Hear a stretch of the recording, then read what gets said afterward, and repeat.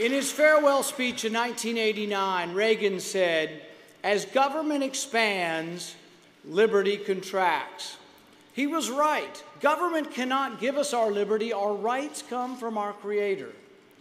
But as government grows, liberty becomes marginalized. The collective takes precedent over the individual. Freedom shrinks. And our government today is larger than it has ever been in our history. Everything that America has been, everything we ever wished to be, is now threatened by the notion that you can have something for nothing, that you can have your cake and eat it too, that you can spend $1 trillion every year that you don't have. The president seems to think that we can keep adding to a $16 trillion debt. The president seems to think that the country can continue to borrow $50,000 a second. The president just believes we just need to squeeze more money out of those who are working. He's got it exactly backwards.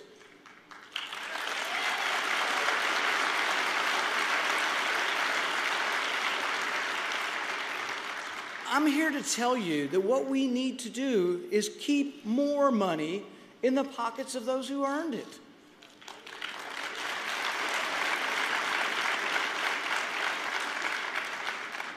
Look at how ridiculous Washington politicians have behaved over this sequester.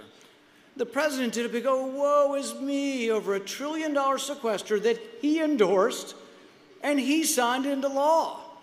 Some Republicans joined him. But the sequester didn't even cut any spending. It just slows the rate of growth of government.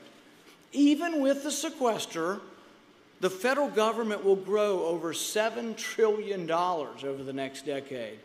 Only in Washington can a $7 trillion increase in spending be called a cut.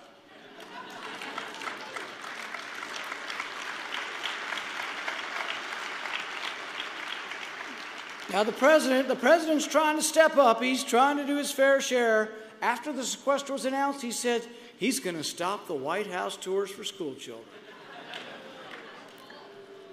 They had to do this because these cuts were imposed by the sequester.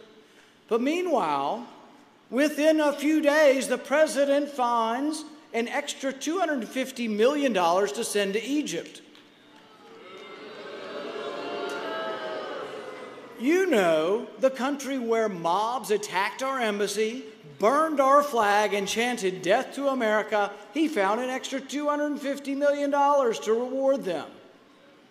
You know, the country whose president recently stood by his spiritual leader who called for death to Israel and all who support her. I say not one penny more to countries that are burning our flag.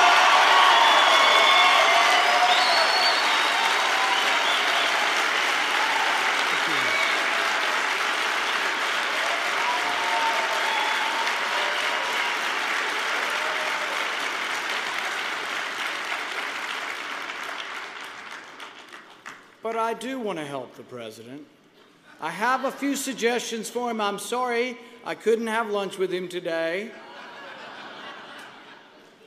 Maybe he'll be able to see this later on C-SPAN.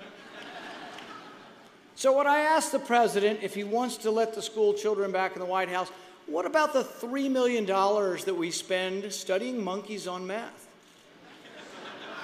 Does it really take $3 million to discover that monkeys, like humans, act crazy on meth? Mr. President, what about the $300,000 for a robotic squirrel? Now, they wanted to study whether a squirrel that doesn't wag its tail, whether it will be bitten by a rattlesnake. Only problem, they couldn't find a real squirrel to volunteer not to wag its tail. But I can tell you the bottom line for the $300,000 question, a rattlesnake will bite the you-know-what out of a squirrel not wagging its tail. Mr. President, maybe we could have cut the robotic squirrel before we went to White House tours. Now, for any of you college students looking for jobs, Uncle Sam's got a job for you. The pay's $5,000, all expenses paid. The study is in Hawaii. But the requirements are onerous. Only a few could qualify. You have to like food. The study is to develop a menu for when we colonize Mars. I'm not making this up. Guess what a bunch of college students came up with for the menu? Pizza.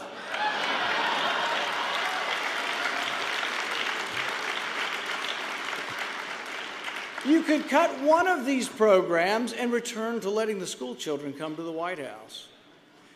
This government's completely out of control.